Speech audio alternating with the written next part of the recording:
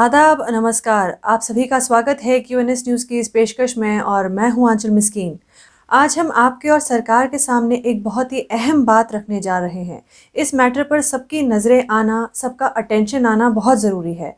मिलकर हम इस मसले को वक्त रहते सरकार की नज़रों में ला सकते हैं। हुआ कुछ ऐसा है कि गुलाब बाग बेस्ड एक सोशल एक्टिविस्ट अब्दुल हमीद भट्ट ने गुलाब बाग में स्थित एक सरकारी ज़मीन पर इलीगल कब्जे का मसला हमसे शेयर किया। इस मसले को देखते हुए कि ये मसला कितना गहरा और गंभीर है, हमने इसे सबके सामने लाना सही समझा। इससे पहले कि हम आपको ये सारा मसला समझाएं कि आखिर हुआ क्या है, आइए सबसे पहले हम सुनते हैं कि सोशल एक्टिविस्ट अब्दुल हमीद भट्ट का क्या कहना है। मैं अब्दुल हमीद भट्ट गुलाब बाग में रहता हूँ। यहाँ पे एक जगह पे सरकारी लैंड है, ये इसका नाम है एरिया का रजबून।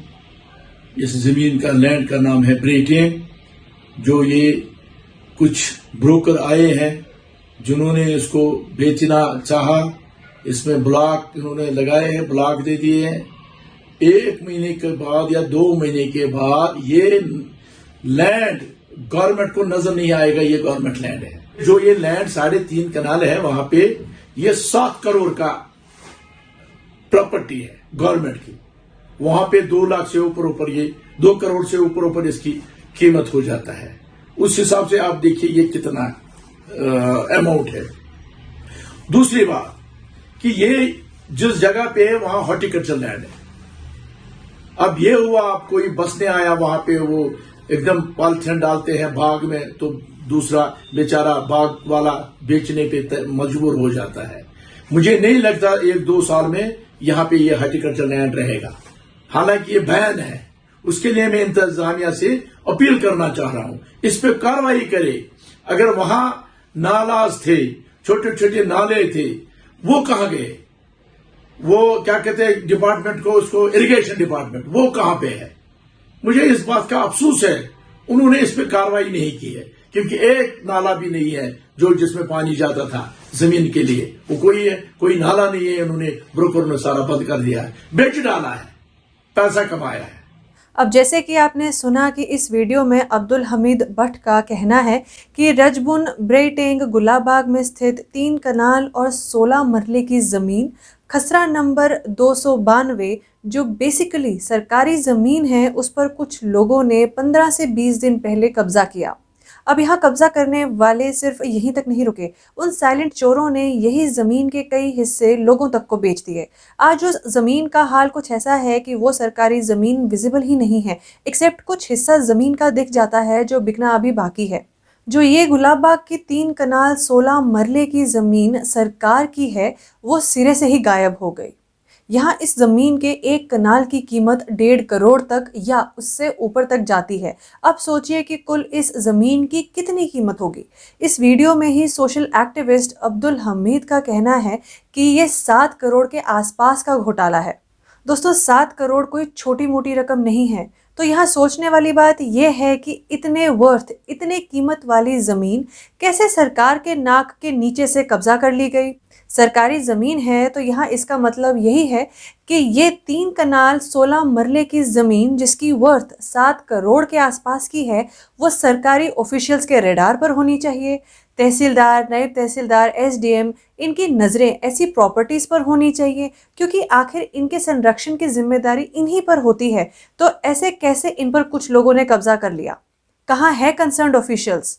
क्या किसी को पता ही नहीं चला कि देखते ही देखते ज़मीन लूट ली गई? कहीं ऐसा तो नहीं कि ये कोई मिली जुली साजिश है? क्योंकि ऐसा कैसे हो सकता है कि एक तो सरकारी ज़मीन पर कब्जा हो जाए और इतना ही नहीं, वही ज़मीन कई हिस्सों में अलग अलग लोगों को बेच दी जाए।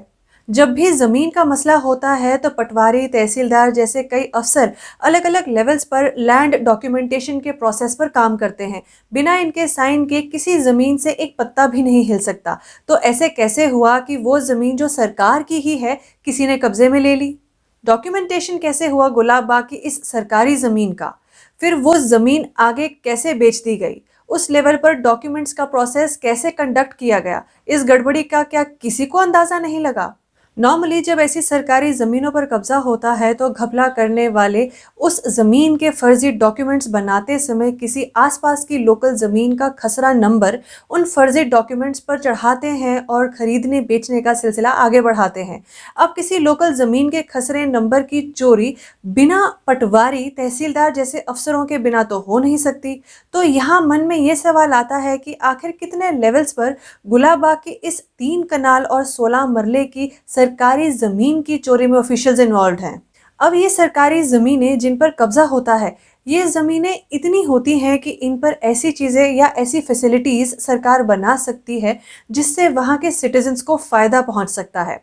जैसे कम्युनिटी हॉल बनाया जा सकता है, रिक्रिएशनल पार्क्स बनाए जा सकते हैं या मिनी सेक्रेटरीट जैसी एक बिल्डिंग बनाई जा सकती है जिसमें कई डिपार्टमेंट्स के डिविजनल ऑफिसेस लोगों के इजी एक्सेस के लिए बनाए जा सकते हैं।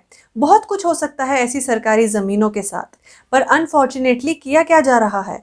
अब जैसे इसी सरकारी ज़मीन पर इलीगली कब्जा हुआ तो फिर जब सरकार को किसी काम के लिए या किसी प्लान के तहत ये ज़मीन चाहिए होगी तो सारी मशीनरी को काम पे लगाकर या तो डिमोलिशंस होंगी या जैसे नालों पर इंक्रोचमेंट की बात सामने आने पर कई घरों के बड़े बड़े हिस्से गिराए जा रहे हैं, या अगर कॉम्पनसेशन के तौर पर खरीदी ही करनी होगी तो अपनी ही ज़मीन खरीदने के लिए अपना ही पैसा लगाया जाएगा। यानी सरकारी ज़मीन ही खरीदने के लिए या खाली करवाने के लिए सरकारी पैसा ही लगाया जाएगा। हैरानी की बात है पर सच है।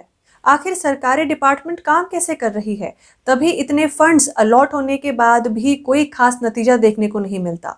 सोचिए कितने लेवल्स की वेस्टेज है, man power wastage, time wastage, पैसे की वेस्टेज। अपनी ज़मीनें होते हुए भी काम के समय ज़मीन रेंट पर लेती है सरकार। दोस्तों, कई डीसी आए और गए पर वो खास फायदा नहीं दे पाए सरकार को। पर हाँ, अब यहाँ प्रेजेंट डीसी श्रीनगर मोहम्मद एजाज असद से उम्मीदें हैं कि वो डेफिनेटली गुलाबबाग में बसे 3 कनाल 16 मरले की ज़मीन के घोटाले के मसले के नज़र में आते हुए कुछ करेंगे।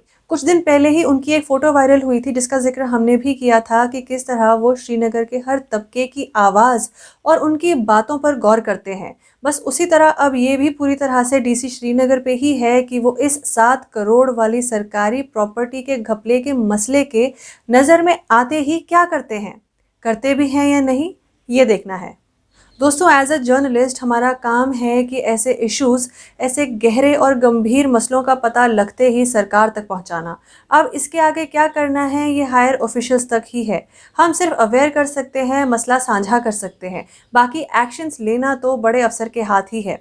इसी पे सोशल एक्टिविस्ट अब्दुल हमीद भट्ट का डीसी श्रीनगर और जम्मू कश्मीर के ऑनरेबल एलजी से क्या कहना है, ज़रा सुनते हैं। मैं गवर्नर साहब के इंतजामिया को गुजारिश करना चाह रहा हूं कि जो कदम उन्होंने उठाया इसके लिए, जो ख्वाब है गवर्नर साहब का कि मतलब जितनी भी नाजायज तौर कब्जा किया गया है लोगों ने, वो मैं फ्री करा दूं। मैं गुजारिश करता हूं गवर्नर साहब को, इंतजामिया को, कि ये लैंड जल्द अज जल्द फ्री कराए। ये 3 कनाल 8 मलराज है, 3.5 कनाल है। इसमें कोई भी इदारा बन सकता है कल, इसमें कम्युनिटी हॉल बन सकता है, चिल्ड्रन पार्क बन सकती है, कुछ भी, कोई भी चीज, कोई भी इदारा गवर्नमेंट को जो बन सकता है। लेकिन मैं फिर से ये कह रहा हूं कि 1 महीने के बाद ये नजर नहीं आएगा यहां गवर्नमेंट लैंड था, क्योंकि जो इसकी कार्रवाई ब्रोकर्स जो है, जो बेच रहे हैं, जो इसकी कार्रवाई उन्होंने की है, उस तरीके से 1 महीने के बाद नजर नहीं आएगा। लेकिन अगर कार्रवाई हो जाएगी, आगे नहीं होगा इस तरीके का, जो भी स्टेट लैंड है, गवर्नमेंट का जो लैंड है, उस पर कोई कब्जा करे, क्योंकि अभी ड्राइव इस पे किया है गवर्नमेंट ने, गवर्नर साहब ने कराया इस पे।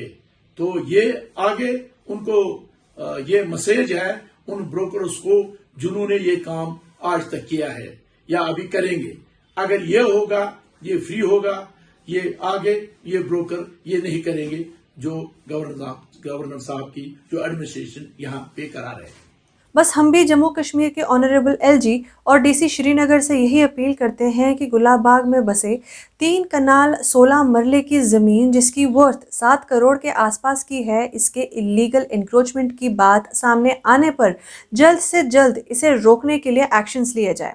जो भी ऑफिशियल्स इसमें इन्वॉल्व हैं, फिर वो चाहे पटवारी है, तहसीलदार है या कोई भी है, इनकी हरकतों की पूरी जानकारी के लिए इन्वेस्टिगेशन शुरू की जाए और इनके लिए कड़ी से कड़ी सज़ा तय की जाए, वरना यही होगा कि आम आदमी का भरोसा सरकार से उठ जाएगा। ऐसे ही ऑफिशियल्स की हरासमेंट को झेलता रहेगा और साथ ही ऐसे ही सरकार की आंख में धूल झोंक कर धोखेबाज अफसर लालची लोगों की मदद करते रहेंगे और इलीगली सरकारी हो या लोकल प्रॉपर्टीज बेचते रहेंगे और उस जमीन को रिट्रीव करवाने के लिए सरकार इसी तरह पैसे खर्च करती रहेगी और वेस्टेज होती रहेगी। सबका साइकिल बिना रुके चलता रहेगा।